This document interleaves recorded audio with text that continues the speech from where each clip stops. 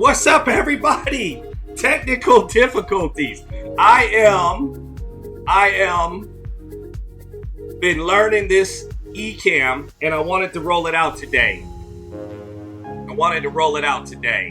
So welcome to Coach Brett's Corner. I'm Brett Robinson, retired Air Force Master Sergeant. aka Coach Brett the Vet. Would like to say hello, check in with me. Where you at in the world? Shout out to the Fist Bum Nation. All right, thank you, Randy.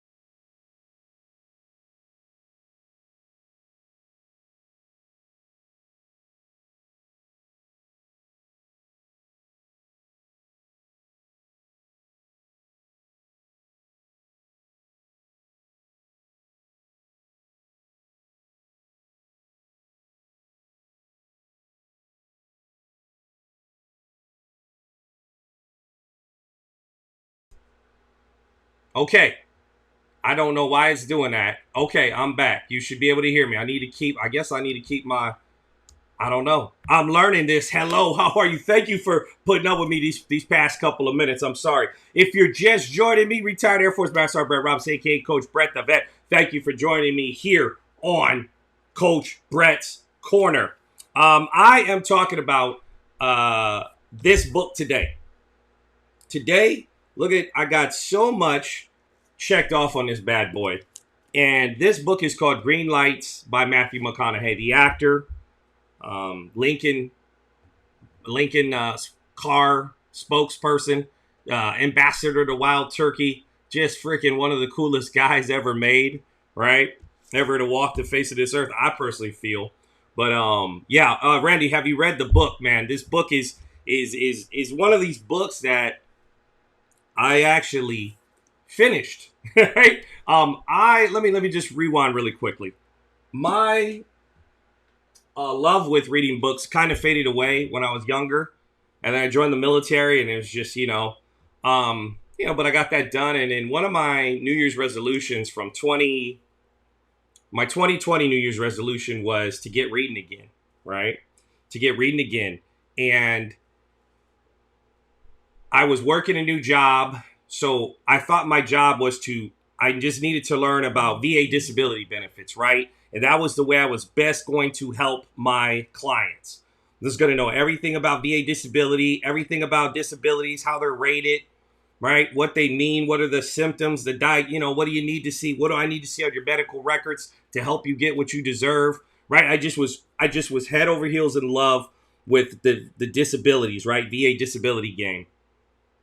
But I was coming to find out, the more and more clients I was getting was I was, ending up like meeting people and talking to people. And I was learning that this job was more than just knowing everything there is about VA disabilities and whatnot. And that this job was more about client management and people and mental states, right? Mental psyche. And you're meeting people from all over the country. And I would have clients in Japan and Ireland, and they'd be in the desert on a contracting job. And I would be, I'd learn, like, some people are from Kentucky, and then other people are from California, and other people are from Oregon, and people are from New York, and veterans from all over the place. And, they were brought up differently. They had different experiences in the military, different experiences growing up, right? They had different backgrounds, different ethnicities, different parts of the country, different habits, different ways of thinking, maybe religious differences, whatever the case may be. But I was just meeting all these people from all over the place. And I was like, I need to improve my, the way I can deal with people. Because I thought I was a pretty good social person. I thought I was a very good, like, I'm black and white. I grew up overseas. I grew up having to speak different languages. I'm very respectful of people and their cultures and their ways of thinking. I just learned that growing up. I was raised to have respect for people by my parents. I just, always felt like I was a solid dude. But this job made me really have to start working on that. And I would inherit so much from my clients. I would inherit so much, like, they would talk to me about the terrible things that happened to them, or the struggles they're having, or, contemplating on even continuing to live. So then I was needing outlets, and I started finding those and deciding to get back into reading. And then things that I was reading then I'm just on YouTube. And then I'm just like, I need to fill my head with positivity. And I need to just positive, positive, positive. And I literally need to change the way I am so I can be the best coach possible. And then I really started embracing that role as a coach. I really started embracing it and falling in love with it. And hey, Tim, how you doing, sir? Thank you for checking in with me, brother. Yeah, Navar in the house. I'm out here in Orlando. I cannot wait to hop in the pool with the boys when they get home from school today. We got some nice weather today. Thank you for being here, sir. But as I was saying, I really started embracing being a coach. And I was like, I have to improve my mental, like I just got to always be positive for people and for myself and for my children and for my wife and for my friends and for my family. I just need to exude positivity. I just need to pour that into people, right? So everything now and then I'm reading more and I'm reading more. And then I, in December of 2019, I approached the CEO of the company. I said, can I go on live once a week and just pour into people? It's not going to be always about VA disabilities, but I just want to talk to people. And every Friday I did this thing called the Power Hour. And a lot of people are like, Brett, bring the Power Hour back. But I like Coach Brett's Corner because I can make it about, anything. Coach Brett's Corner is even more personal because it's about what's going on with me and then maybe a story or, from helping somebody or whatever, or dealing with somebody or some circumstance. So it's very personal, personal to me. But, and then I went on and it just worked. And then more people would watch and more people. And I got more into it. And that's when books really became even more important to me because what I was learning from books, I was just passing that on to people. And people really started enjoying that, I think. And so it just made me fall more in love with reading. So that's like my little, with books, that's how I'm not Mr. Bookworm, but I read, I purposely read. Like I read to like learn to pass that on or to relate to my life and then share that. So maybe you get something from that. I have so many things tagged in this book. They're going to mean different things to you than they mean to me. My friend, I just posted a picture on my Facebook page and it was 11 p.m. And I was like, this is old Brett James nowadays. 11 p.m., a crown of Coke, or a crown of Coke, a glass of Crown, a glass of liquid vitamin with vitamin C in it. And then I have my liter of water next to me and I'm just reading and I'm just reading this book. And my wife's in bed, pregnant. You got an 8-month-old baby girl in her belly. My 2 boys are sleeping in their room. The dogs are laying down and it's just my time. And that's what, I'm doing. And the old me would have been out probably trying to do some new jokes, some some comedy somewhere in a bar, having too many drinks probably. And this is what I'm into now. You know what I mean? Life improvement, I'm still going to be back doing that comedy. But, right now it's just, I'm really enjoying the ride I'm on. So I just posted that. But this book has really got me in tune with life. And I wanted to share. So that's what we're talking about today. Matthew McConaughey's Greenlights. I put on my Facebook comment, a friend said, should I read this? And yes, sir, Ohana's big out here, man. For real, the Ohana life. And Ohana means family, right? So, but a friend said, Brett, I got to read this book. And I said, this is a must read for dudes. And one of my female friends was like, Brett, I actually read that book because of you. And I didn't mean only women shouldn't read it, but it's a must read if you're a dude. That's what I meant by that. Like women will get a lot out of this too. So I didn't want to misinterpret what that meant. So, but Matthew McConaughey wrote this book. It's 36 years of his journals. 36 years of his journals. He went out to the desert for like 52 days. He didn't have power for like the first 2 weeks. He was like, I need a generator, But it's 36 years of his life and journals, and it's just about so much. He turned 50. He was like, I need to get this stuff out. He wanted to challenge himself to get this out. His wife challenged him, and it's just incredible. And the one thing is, jokingly, I say this, but if you know Matt McConaughey and you know how he speaks, he's got that Texas drawl. You cannot but help read this book like him. You cannot help but read this book like him. I'm like reading the book. I'm like, man. And then I traveled across Africa on a camel, and I had to wrestle a village strong man. Like you just read it like him, because that's how personal he wrote this book. It's so awesome how he wrote this book. So people are like, what's the book about? And I'm like, it's about Matt McConaughey's life, and he's got this like one of the most interesting lives ever. But it's comical. I was writing these words down. It's raw. It's adventurous. It's about family. It's about religion. It's about philosophy. It's about love, and it's about fatherhood and legacy and kids. It's about brotherhood and fitness, and then it's ultimately, to me, it's about ego, about having a healthy ego. And I'll explain that in a little bit, a healthy ego. But it's the culmination of all of his thoughts. And he does it so casually that you can't help but say, like, I want to remember that. And that's why I have so many of these tags, because I'm like, I want to remember that. I want to remember that. I want to remember that.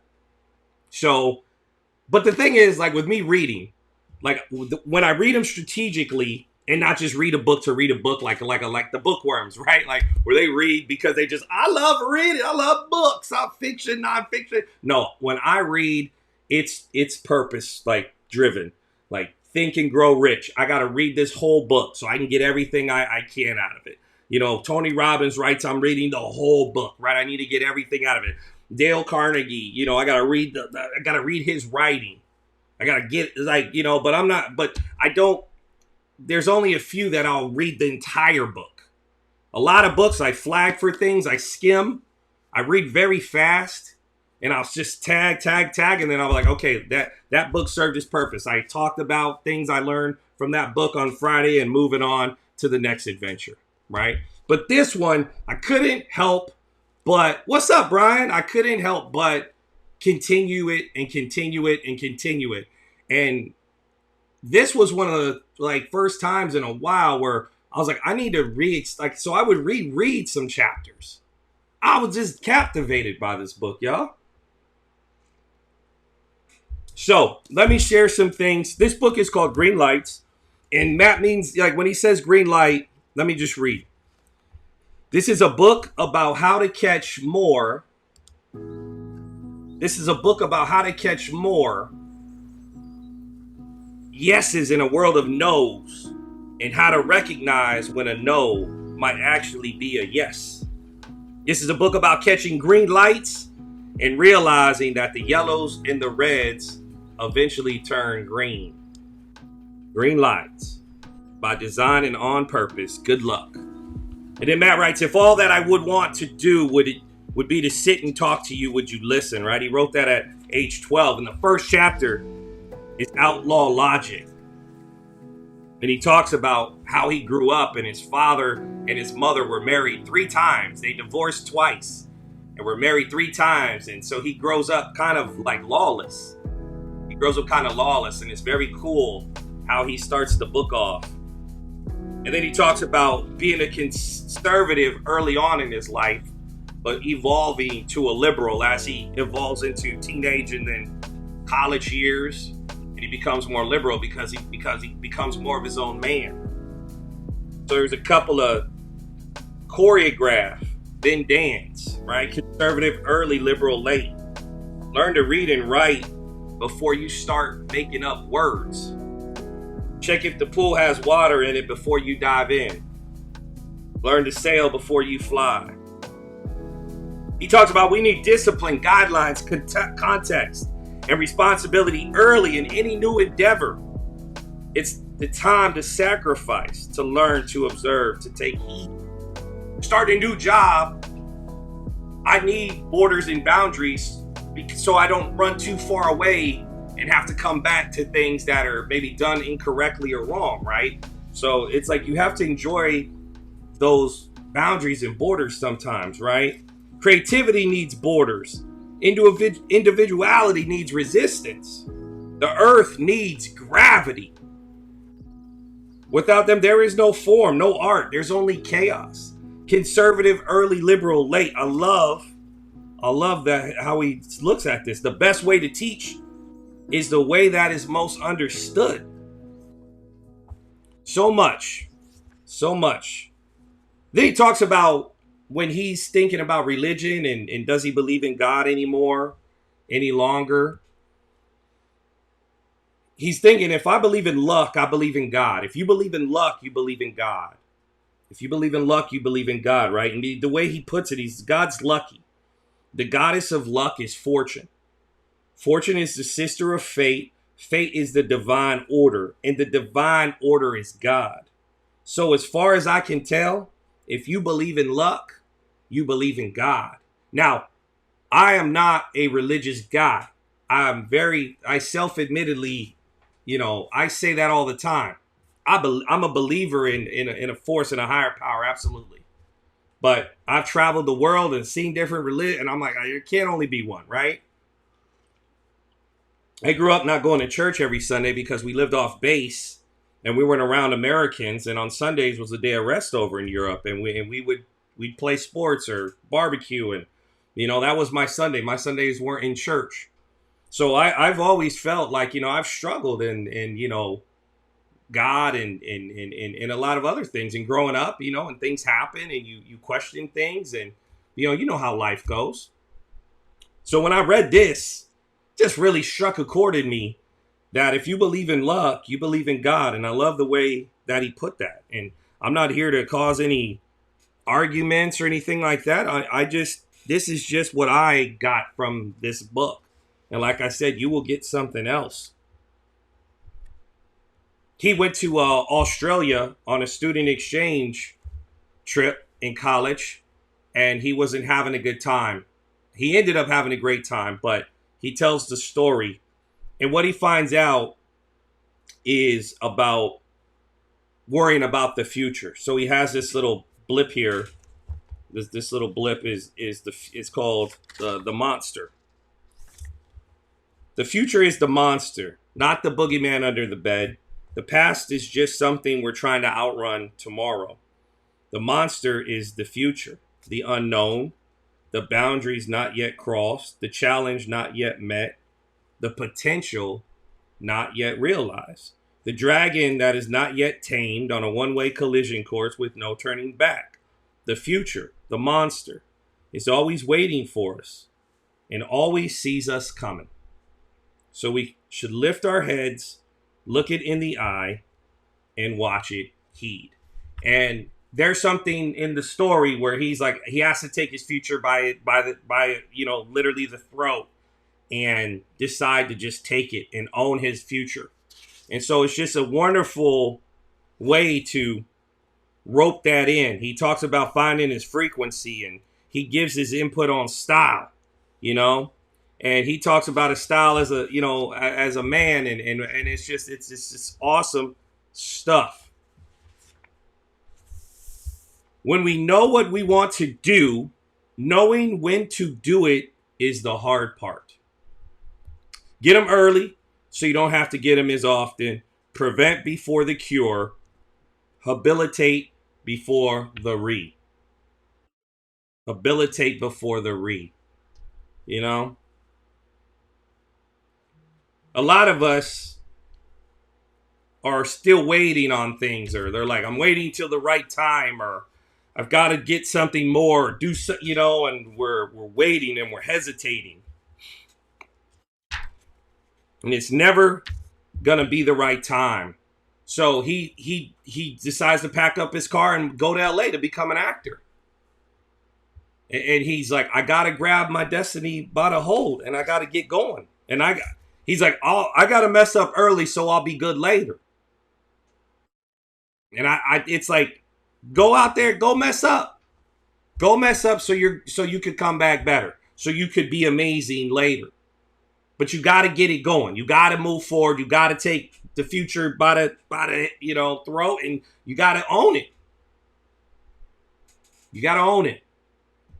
Somebody emailed me the other day, and I don't know if they'll be on here watching, but it really was amazing, because they were like, hey, after what happened with the last job, I missed seeing you, and I was always hoping you'd come back. So they were like, I'm glad you came back. And I'm glad you came back on Facebook, and you're talking, and you're going on YouTube, and I was like, boats stay afloat. I'm a boat builder, and boats are built to stay afloat. And it's like when we talk like this healthy ego I mentioned earlier, when Matt's talking about the healthy ego, it's like I'm a fan of me. I'm my own biggest fan. And that is a healthy ego, because it's like that is self-care and self-worth and self-esteem. I have a high esteem of myself no matter what happens to me, no matter what I go through. I will overcome, I will adapt, I will pivot, but I will build another boat. I'll build another boat and I'll stay afloat, because I've got people counting on me. I've got it right here in front of me. I'm the one. I'm the one in my family I'm that guy. Okay? That's when he said have a healthy ego, I knew exactly what he meant.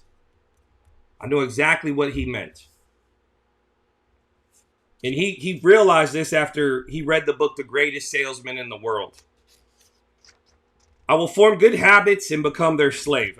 We all could do better in that department, right? I'm like working out. He talks about fitness. I'm like, I know I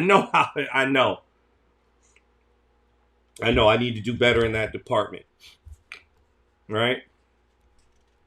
His dad, when he decided to not become a lawyer and he wanted to go be an actor, he was scared of what his dad would say. His dad said, well, don't half-ass it. So he has a whole thing about don't half-ass it. And then don't half-ass it becomes a theme throughout this book. So don't half-ass it. Then he has this way of, he'll tell a story and then he'll go green light. And it's written in green, and it's just beautiful because it's such an amazing way to wrap up a story or a chapter. He just goes green light because, that you're meant to go through that. It is green. Green means go. Go. Don't stop. Don't yield. Go. Green light. This book is named Green Light. Biology and giddy up. DNA and work, genetics and willpower, life's a combination. Some get the genes, but never the work ethic or resilience. Others work their ass off, but never had the innate ability. Others have both and never rely on the first.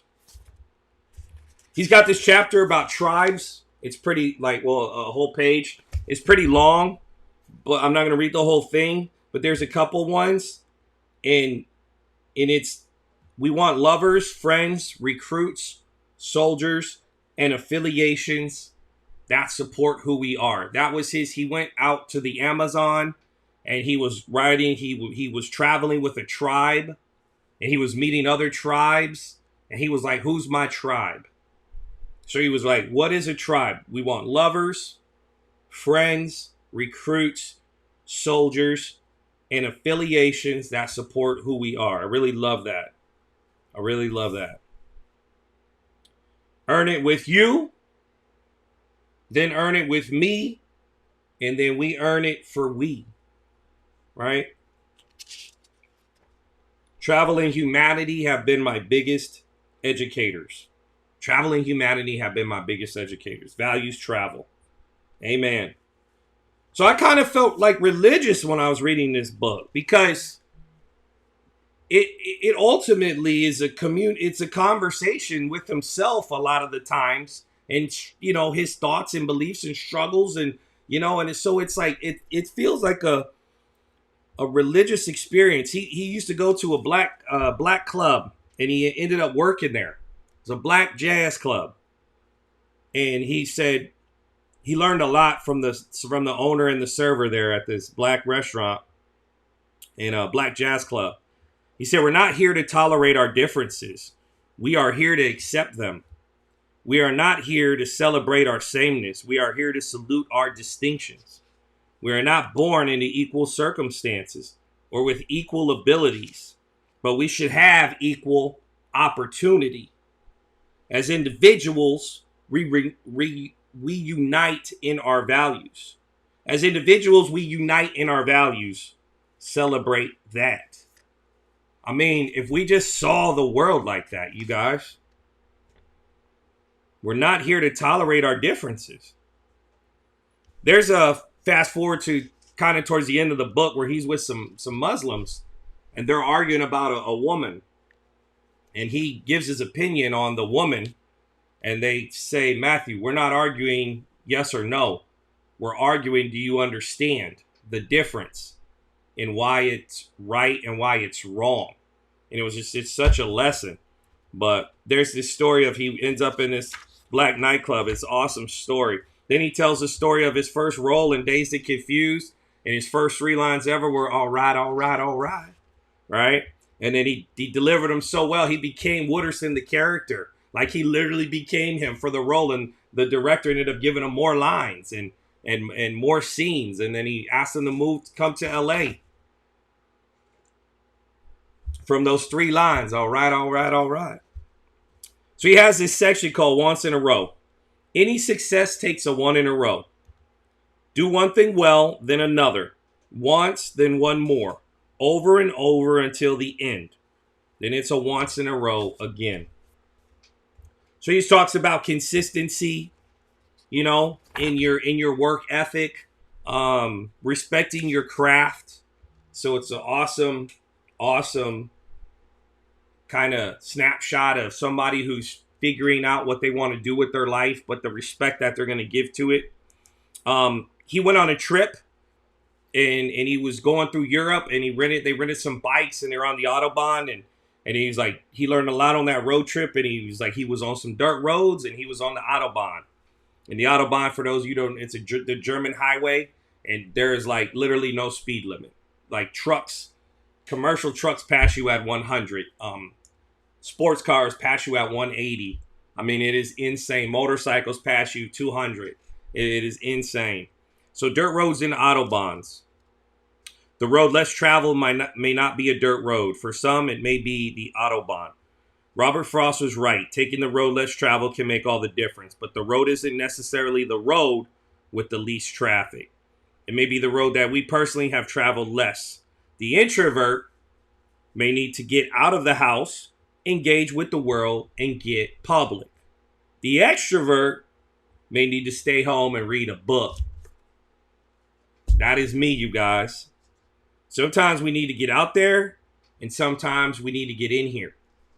Some days our road less traveled is a solitary dirt trail, and on others, it's the subway on the 7 line. So, he talks about how those of us who know that we need to do more for our men, like we need to get out. We need to deal with people every once in a while. That is the Autobahn for them. And for the person that likes to be out, likes talking to people when they're home, shutting it down, that's that dirt road. So don't forget to slow down. And also, though, don't forget to get out. Most of the time, it's not stolen. It's right where you left it. When you can, ask yourself if you want to before you do. I have a thing called the power of no. And this is exactly what I'm referring to on the power of no. When you can, ask yourself if you want to before you do. Just because you could do something, for somebody doesn't mean you have to say yes. Okay? So you have to protect yourself with the power of no. And so when I read that, I was like, that's the power of no. The intellect is not meant to surpass the apparent so far as to conceal it or make it more confusing. It is meant to expose the truth more clearly and reveal more of the obvious from more lines of sight. It should simplify things, not make them more cerebral. I love this because that's the way I look at the world. I think I'm a pretty smart guy, but I want to learn something so I can explain it simply. I hope that makes sense. That's why I flagged that passage right there. Because I want to learn, like with my company now, with my credit guy, director of education, because I just have a thirst for learning. I just have a quench for knowledge. Like I need it quenched. Like I need more, because I want to be able to explain it simply to my friends, to family, to clients, to referral partners, to whoever the case may be. I want to be able to help you faster because you understand it easier. You know what I mean? So that is why I flagged that passage, because it's like when sometimes I can't stand, like when smart people, they want to just be taught. They just want to talk to sound smart. It's one of my pet peeves in life. I'm like, shut up. Nobody wants to listen to you because you think you're so smart. Okay, be smart. Be smart enough to understand how to teach things, how to communicate. Be smart in communication. But okay, we getting there now. We must learn the consequence of negligence. It's not just what we do, it's what we don't do that's important as well. We are guilty by omission. Man, so by sitting things out, by not doing things about something that we know is right, by not going after something, by knowing something needs to happen, but we neglect it, by knowing we need to do better, but we neglect it. We get selfish about something. We shut down. You are guilty by negligence. Are you not? Right? If only. If only is a passage he writes about, that old Al Bundy story. I was the greatest running back of all time, right? If only I didn't get hurt or whatever the case may be, right? If only means you wanted something but did not get it. For some reason, either by your own incompetence or the world's intervention, it did not happen. Sometimes this is just the breaks and we need to bow out gracefully. But more often than we care to admit, we don't get what we want because we quit early or we didn't take the necessary risk to get it. The more boots we put in the backside of our if-onlys, the more we will get what we want.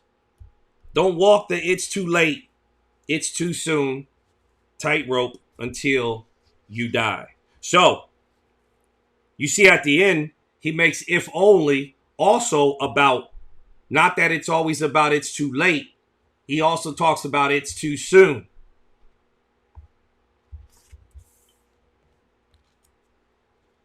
Made for the moment. A lot of people that I've dealt with along the way, I work with the Air Force Wounded Warrior Program. A lot of people kind of in a place where their self-worth isn't very high. I've talked to veterans along the way doing my last job, dealing with veterans where they were ready to maybe end things and they didn't feel important. They didn't feel special. They didn't feel unique. They didn't feel wanted. They didn't feel valued. Well, this one is like something that really, this is for those people where it's made for the moment. We're all made for every moment we encounter, whether the moment makes us or we make the moment. Whether we are helpless in it or on top of it, the predator or the prey, we are made for that moment. Like you were made. You were made. You were made by two people. They were made by two people, and they were made by two people, and they were made. So, like, do you understand? Like, you're a design in someone's eyes and someone's vision. You're a design, and you are meant to be here. You are meant to be here. You are meant to make a contribution. So when I would have these talks with people who were talking about, their self-worth and whatnot, that's what I tell them. You're meant to be alive. You're designed to be here. And then we're and we're designed to thrive. All right? I was talking to a buddy the other day about having little relationship problems. And I go, that's on them, man. That's not on you. Like, you have to understand, you still have to be grateful for who you are, what you have, what you do have in your life. You need to still continue to be grateful and appreciative. Things don't always work out, but they always need to happen.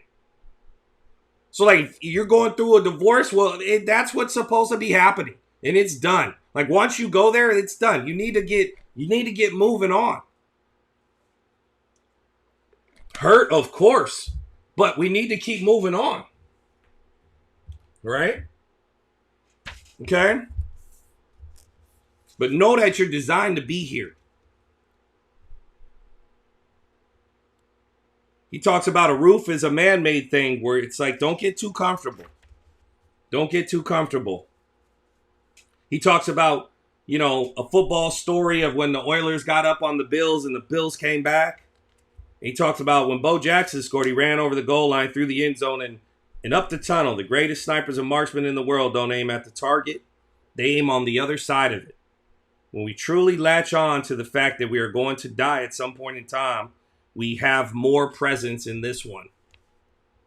Reach beyond your grasp, have immortal finish lines, and turn your red light green because a roof is a man-made thing. Green light.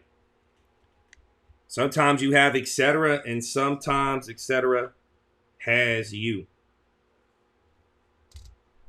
He talks about when he realized he was famous. Really, really cool way he breaks that down. And he just talks about going on a walkabout and really understanding who you truly are. There's so many great things in here. I got so many flags, and I'm not. Talks about the art of running downhill. Don't trip yourself up while running downhill. That mountain you want to climb, it's just around the corner. Don't invent drama. It'll come to you on its own. Woo! That is something else, right? That is something that we need to remember. Like sometimes we're like, we create drama, we create problems for ourselves. And he's talking about slow down. Like that, they're always going to come. So kind of enjoy that time when they're not existing. Okay? I deal with this a lot. I have a lot of ideas. So this one really stood out to me. A man addicted to ideas need to be intervened with starvation. A man addicted to truths need to be fed. So that's like, it's time to figure some things out, right? What else I got in here? Sometimes we have to leave what we know to find out what we know. Ain't that right? Sometimes we have to leave what we know to find out what we know. So that's why I say, if you change the way you look at things, the way you look at things will change. Right? So that's really, that really hits me because if you change the way you look at things, the things you look at change. Sometimes we have to leave what we know to find out what we know. Sometimes we have to leave that comfort and that support or that crutch to truly grow and blossom and become what we truly are. All right? So very important to remember that.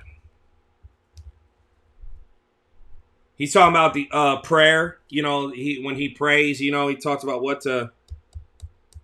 what he prays about. God, when I cross the truth, give me the awareness to receive it, the consciousness to recognize it, the presence to personalize it, the patience to preserve it, and the courage to live it.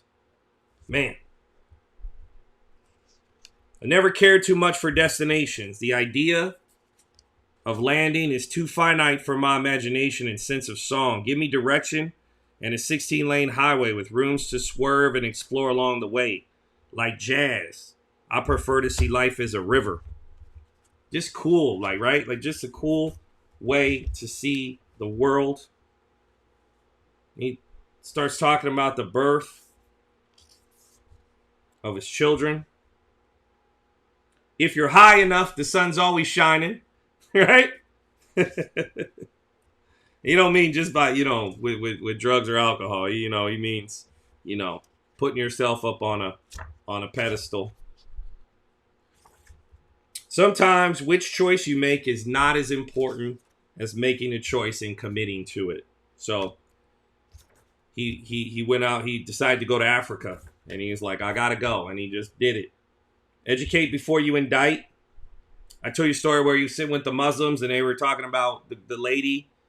And it's not about right or wrong, Matthew. It is, do you understand? That's what they were fighting about. Do you understand why it's right and why it's wrong? You'd better be different, not sorry. So it just open up your mind when you're arguing with people. When you have a disagreement with somebody, open up your mind and see why that disagreement's even there in the first place, right? He talks about the word unbelievable. I was inclined to get this book because I watched him on YouTube and he gave a speech and gave a graduation speech and he talks about the word unbelievable. And he says it's not able to be believed, unlikely to be true, so great or extreme as to be difficult to believe it's extraordinary, not able to believe. He said, what a foolish word. What a foolish word unbelievable is. A rude and disrespectful word. We think we use it to flatter and give credit to. What an unbelievable play. What an unbelievable film. What an unbelievable act of courage. Why would we define things that are incredible and awesome? Things that actually make us believe in them more. With this pillar of anonymity, right? And anonymity, sorry. Something spectacular, phenomenal, outstanding, and most excellent is most definitely not unbelievable. It's awe-inspiring, magnificent. It's extraordinary. Yes, it just happened. You just witnessed. You did it. Believe it. Unbelievable? Quite the opposite. Give incredible more credit. Man. There's just pictures of his journal in there. And like all his stories have pictures, just so you see, like, oh, he did ride that camel. He did do that. Like there he is in the desert. There he is in that hut. I love it. I love this book because he's so humble. Like he's so humble in his journeys. Like he doesn't want people to know who he is when he travels. He wants the raw experience. He'll tell the people his name's David or something like that because he's like, he wants the raw experience. No special treatment. It's just awesome stories, you guys. He talks about working out, the workout scale from waking up to triathlete, and then he just has it waking up, glass of water, taking a deuce, wash dishes, schedule it, masturbation, get a haircut, purchase a skinny mirror, and then all the way up to run, the gym, trainer. And so it just graduates in intensity, right? It just graduates in intensity. So I am good at what I love. I don't love all that I'm good at. And he talk about working out. Like he hates it, but he's good at it, he says. Turn the page. He has a section on turn the page. Great leaders are not always in front. They also know who to follow. I think that's a great message if you are in charge of something, if you run something, if you a lot of us in the military, the best leaders were always the ones next to you. The arrow doesn't seek the target draws the arrow. There's great stuff in here. The arrow doesn't seek the target draws the arrow. We must be aware of what we attract in life because it is no accident or coincidence. The spider waits in his web for dinner to come. Yes, we must chase what we want, seek it out, cast our lines in the water. But sometimes we don't need to make things happen. Our souls are infinitely magnetic. The arrow doesn't seek the target seeks the arrow. And then he meets his wife. He wasn't out looking for her. But everything he started correcting in his life, started improving, working on, focusing on, he drew his wife. He drew his soulmate. It's just an incredible way to look at things, you guys. Then he has a chapter really stood out with me, really connected with me about becoming a dad. And the great man is not all to each. He is each to all. The genius can't do anything, but does one thing at a time. I tag that because I have about to welcome my third child in the world, but I have my own relationship with Cannon than the one I have with Mason. And I think you need to realize, like, people deserve that. You know, they deserve different sides of you. You hear people differently. You give them different things, right? You provide them different things. So that was something that really stood out to me. Couple more. Green light. Time and truth. Two constants you can rely on. One shows up for the first time every time, while the other never leaves. Time and truth. When he won his Oscar for Dallas Buyers Club, and his son asked him about, like, he asked him about what that award was, and it was his Oscar. And he says, I remember when Papa used to leave you, and Papa was real skinny, and you said Papa had a giraffe neck, and you told Papa you missed him because he'd be gone for 30 days. And he's like, that's what that's for. And it was nothing about acting. It was about the time he spent away from his kid. So I thought that was really cool. Any kid stuff, I'll lose it. This resonated as a husband. You just live together. If you just live together, you live for the present. But if you marry, you live for the future. And I think you need to see that even inside of a marriage. Where if you're just living together, even inside of a marriage, you're not living for the future. You're trying to figure out if you're going to make it to tomorrow, right? And then, the end of the book, he talks about still trying to learn how to win. And you're like, dude, this guy has freaking won the game called life. This humbleness. All right? Why pray? This one really, really meant something to me. Why pray? The time to take inventory.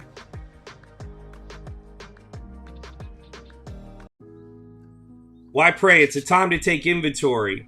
To take a look from high and wide at ourself, our loved ones, our mortality. It's a time to smile upon our blessings, to humble our selfish yearnings, to embrace those we know are in need with our compassion, and see them in our mind's eye as their most true selves. A snapshot down memory lane of those we know and care for when they were most themselves, not happiest or proudest, not saddest or most reflective, but that image of them when we see without advertisement or desire, their light shines within and finally sees ourselves the same before we say amen. When we are who we are and no one else. Green light.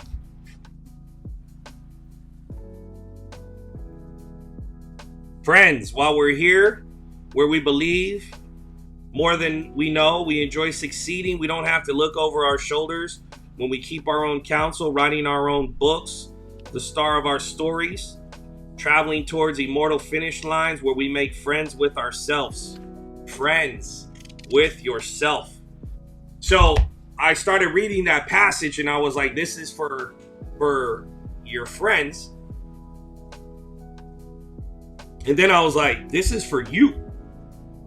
This is for you to be your own best friend.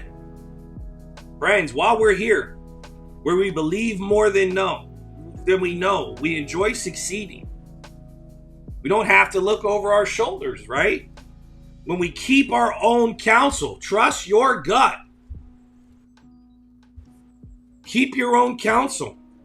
Write your own book. Be the star of your own story. traveling towards our immortal finish lines where we make friends with ourselves. Like, what a great last chapter of this book. Talk about he survived and he's made it to 50 and he's a father. He said being a father was his only goal in life.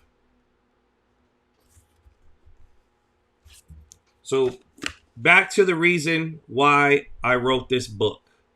I hope it can be useful and lend a hand if you need it, that it might teach you something, inspire you, make you laugh, remind you, help you forget, and arm you with some life tools to better march forward as more of yourself. Me, I haven't made A's in the art of living, but I give a damn. I'll take an experienced C over an ignorant A any day. Greenlights. He says something in here that I will take to my grave, that I will be saying to my boys, my future daughter here coming up. And he says, like, he says, just keep living, but it's LVIN, right? He says living. And he said he doesn't put a G on living because life's a verb. So life's a verb. He writes life's a verb, and I'm like, oh my God, like that's my, like, life's a verb. We're here to live. We're here to live. We're here to exist. And we're here to get it in, right? So like, let's get it in, right? And that's what, like, I was like, get it in. That's one of my sayings, right? Get it in, you know? And he says, just keep living. Life's a verb. I was watching an interview with him, and he was talking about this book. And they were talking about the reward of writing the book and whatnot. And he was like, it's just anything that you need to get out, that you need to do. You need to do it. You need to go do the work. He's like, I needed to go get away to write this book. I needed to go do the work of writing this book. And he put it so beautifully, wrapped it up in this beautiful little gift wrap. Like, you can do things today that will pay you back tomorrow. You will do things today that will pay you back tomorrow. Green light. All right. So in 92, he had wrote 10 goals in life, and he's hit every one. It's pretty cool. He talked about finding a wife, keeping his relationship with God, chasing his best self, being egotistical, utilitarian, right? Just eat life up, take more risks, stay close to mom and family, win an Oscar for best actor, look back and enjoy the view. Just keep living. All right. So if you guys want to pick up this book and read it, and I will be here to chat about it. I would love to have a conversation about this book, Greenlights, with you. So if you choose to read it, that is completely up to you. But I just want to tell you how much this book meant to me, And it was funny. My brothers were like, what are you going to do? Like, you're going to review it? I'm like, I'm not going to review the book. I'm not going to review the book. But I want to talk about the book, and I want to talk about what it meant to me, and maybe you'll get something out of it, like I've got something out of it. I've tweeted at Matthew McConaughey, I've Instagrammed at him. I'm just like, hey man, if he reads my whatever, but I just want to tell him thank you. Like, I feel like I know the guy now, and I'd love to have a beer with him, So, and a shot of tequila or but it's an incredible book. If you need some feel goodness in your life, like, pick it up, truly pick it up and check it out. Yeah. So as always, I want to leave you guys with a little something here. All right. Okay. Guys, let me turn this music up a little bit. So we're getting up out of here. Right. Read this. Read it. Read it. I'm proud of you.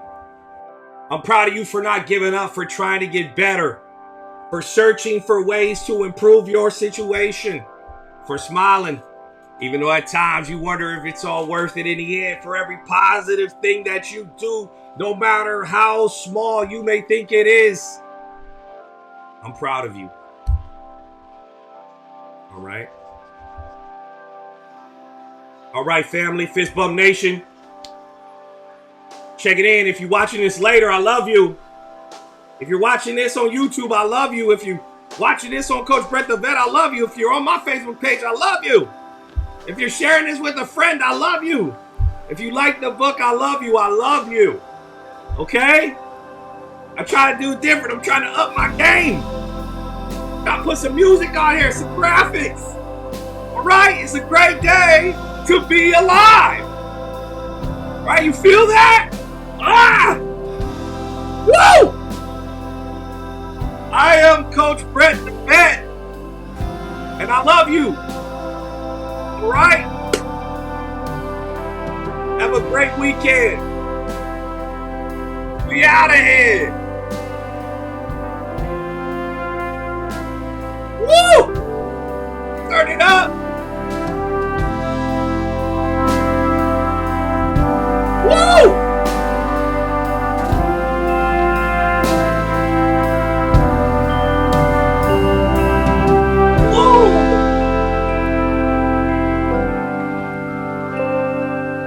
I love you. I'll see you next week. Email me, CoachBrettTheVet@gmail.com. If you got a credit question, Brett@mycreditguy.com. I would love to help you improve your life. I'll see you next week. We out.